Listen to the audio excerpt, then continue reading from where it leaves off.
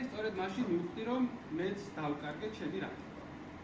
ანუ აღმოჩნდა რომ ის რაც მეგონა რომ იყო მთავარი აზრი ჩემი მანამდე ყოფნის, მანამდე საქმის კეთების თითქოს იმან არსებობა შეწყვიტა და რაღაც ახალი უნდა მეყოვა, რასაც უნდა მოიცა ახალი ძალა და ენერგია იმისთვის რომ გამეგრძელებინა საქმის კეთება. ძალიან რთული იყო ჩემთვის, ჩემი გუნდის წევრებს ალბათ ახსოვთ თავის ტყავზე გამოსცადეს, იმიტომ რომ როგორც კი კარგავ რატომს, როგორც კი ორთეოსმა დაკარგა ევრიდიკე, მაშინვე იწყება ფრუსტრაცია, იწყება შეიძლება აგრესია, იწყება კითხვების დასმა, იწყება ეჭვების გაჩენა იმაზე, რომ რასაც ვაკეთებდი, რისთვის ვაკეთებდი აქამდე და ეხლა როგორ გავაკეთე ის, რაც უნდა გავაკეთე. ნუ ამ ყველაფერთან თან ახლავს შუა ასაკის ბიზნესი, კარგად მეყოლეთ. ეგეთი ჩაალაგო, ცოტა ხანი გამოქვაბულში წახვიდეთ და მერე დაბრუნდეთ იქით. პრესონალში ვერ ჩავალთ, არ მიწა, მაგრამ გონებაში შეიძლება ეგ გზა გაიაროთ.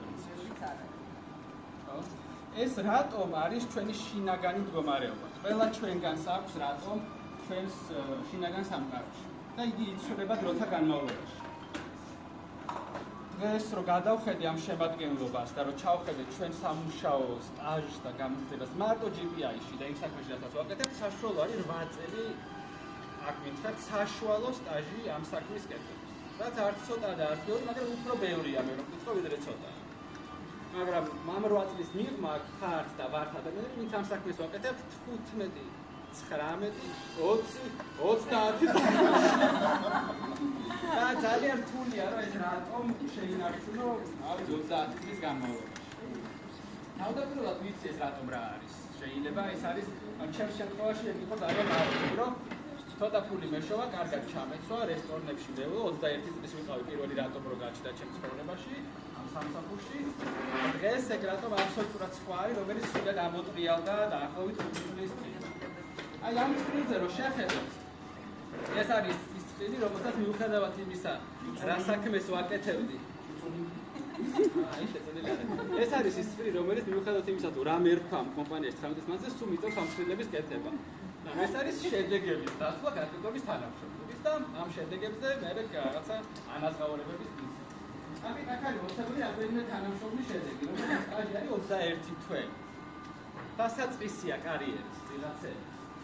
წერია რამდენი კლიენტი გქონდეს, რამდენი პრემია მოიწიდეს და საშუალო თვეში რამდენს მისცემს. როგორი სეილები არიან ესენი 21 თვის პირობა? ნორმალური რა. მოდი ნახოთ ვინ არიან ეს სეილები და ვისი სტაჟია ეს. ეს არის ჩვენი ყველაზე სტანდარტული სეილების შედეგები. ეს ფაილი აღმოვაჩინე ჩემს ნახერა. 2008 წლის შედეგები არ მოხმობილი შეიყო. ეს არის ნანა, სემო, ნიოზა, ტინა, ლევანის და დედიცის შედეგები. მათი მუშაობის 21 თვის თავზე. და ისინი 21 თვეში იმით მისგავდა, რამდენსაც ერთად თვეში აკეთებენ, ალბათ არ ვიცი. გახსოვთ რა იყო მაშინ თქვენი რატომ და ძირითადი мотиваცია? ნანა, რისთვის აკეთებდი ამ პროექტს? გახსოვთ რა იყო? ისა უნდა გქოთ რომ ეხა ერთმანეთსაც რო გავიგვან და თროუსნი.